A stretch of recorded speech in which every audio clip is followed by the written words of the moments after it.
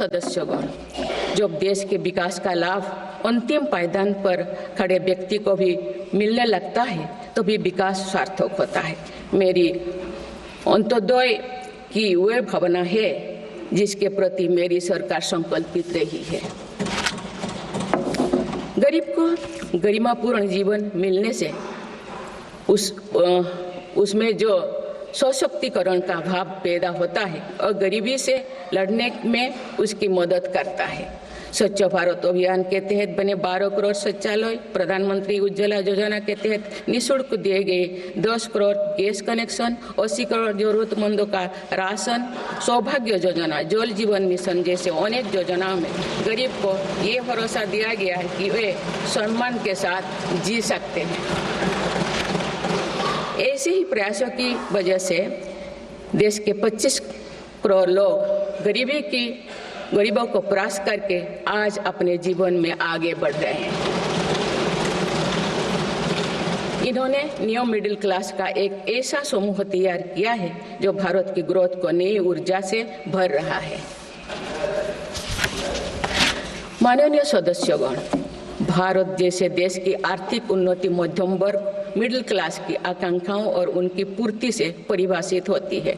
मध्यम वर्ग जितने बड़े सपने देखेगा, देश उतने ही ऊंचा उड़ान भरेगा। मेरे सरकार ने मुक्त स्वर से मध्यम वर्ग के योगदान को न केवल स्वीकारा है बल्कि हर मौके पर उसे सराहा भी है। सरकारी कर्मचारी भी मिडिल क्लास के अहम प्रतिनिधि है। हाल ही में मेरी सरकार ने सरकारी कर्मचारियों के कल्याण के लिए 8वें वेतन आयोग के गठन का निर्णय लिया है। ये निर्णय आने वाले वर्षों में सरकारी कर्मचारियों के वेतन में बड़ी वृद्धि का आधार बनेगा। केंद्र सरकार के लाखों कर्मचारियों का यूनिफाइड पेंशन स्कीम के तहत 50% सुनिश्चित पेंशन देने का निर्णय भी लिया गया है, जिसका व्यापक स्वागत हुआ है। मध्यम वर्ग का अपने घर का सपना पूरा करने के लिए भी मेरी सरकार प्रतिबद्ध है। रेरा जैसे कानून बनाकर मध्यम वर्ग के सपने को सुरक्षा दी गई है। घर के लिए लोन पर सब्सिडी दी जा रही है। उड़ान योजना ने लगभग 1.5 करोड़ लोगों का हवाई जहाज में उड़ने का सपना पूरा किया गया है। जन औषधि केंद्रों में 80% रियायती दरों पर मिल रही दवाओं से देशवासियों की 30,000 करोड़ रुपये से ज़्यादा बचे हैं। हर विषय की पढ़ाई के लिए सीटों की संख्या में भी कई गुना बढ़ोतरी का बहुत लाभ मध्यम वर्ग को मिला है। राष्ट्र निर्माण में करदाता के योगदान को मेरी सरकार ने सम्मान देते हुए टैक्स से जुड़े मसलों को आसान किया है।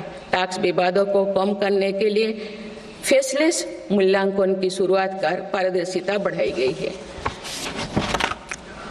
आप देश में 75 वर्ष से अधिक उम्र के वरिष्ठ नागरिकों को जिन्हें सिर्फ पेंशन मिलती है, आयकर रिटर्न दाखिल करने के संबंध में स्वयं निर्णय लेने का अधिकार दिया गया है।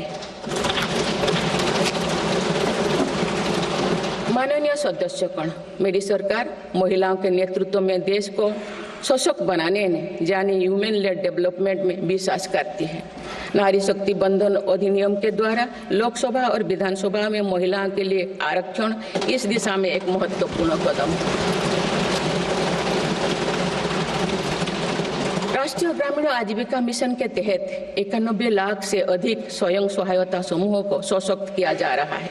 देश की 10 करोड़ से भी अधिक महिलाओं को इसके साथ जोड़ा गया है। इन्हें कुल 9 लाख करोड़ रुपये से अधिक की राशि बैंक लिंकेज के माध्यम से वितरित की जा रही है।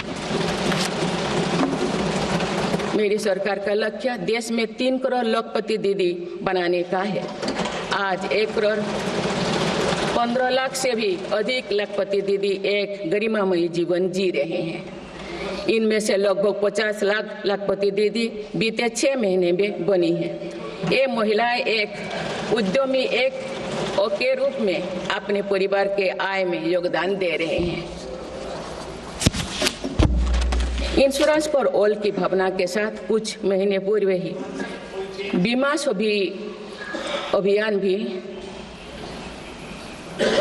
सखी अभियान भी शुरू किया गया है। हमारे बैंकिंग और डिजी पेमेंट्स सखियां दूर दराज के इलाकों में लोगों को वित्तीय व्यवस्था से जुड़ने में महत्वपूर्ण भूमिका निभा रहे हैं। कृषि सखियां नेचुरल फार्मिंग के बढ़ावा दे रही हैं और पशु सखियां के माध्यम से हमारा पशुधन मजबूत हो रहे हैं। ड्रोन दीदी योजना महिलाओं के आर्थिक और तकनीकी सशक्तिकरण का माध्यम बने हैं। ये इस संसद के लिए गौरव का विषय है कि बड़ी संख्या में भारत की बेटियां लड़ाकू विमान उड़ा रही हैं, पुलिस में भर्ती हो रही हैं और कॉरपोरेट कंपनियों का नेतृत्व भी कर रहे हैं। मेरी सरकार के निर्णय के बाद बालिकाओं की भर्ती राष्ट्रीय मिलिट्री स्कूलों में प्रारंभ हो गई है। नेशनल डिफेंस एकेडमी में भी महिला कैडेट्स को भर्ती शुरू की गई है। हमारी बेटियां आज ओलंपिक में मेडल लाकर देश को भी गौरवान्वित कर रही हैं। मैं भारत की संसद के माध्यम से देश की नारी शक्ति को विशेष बधाई देती हूँ।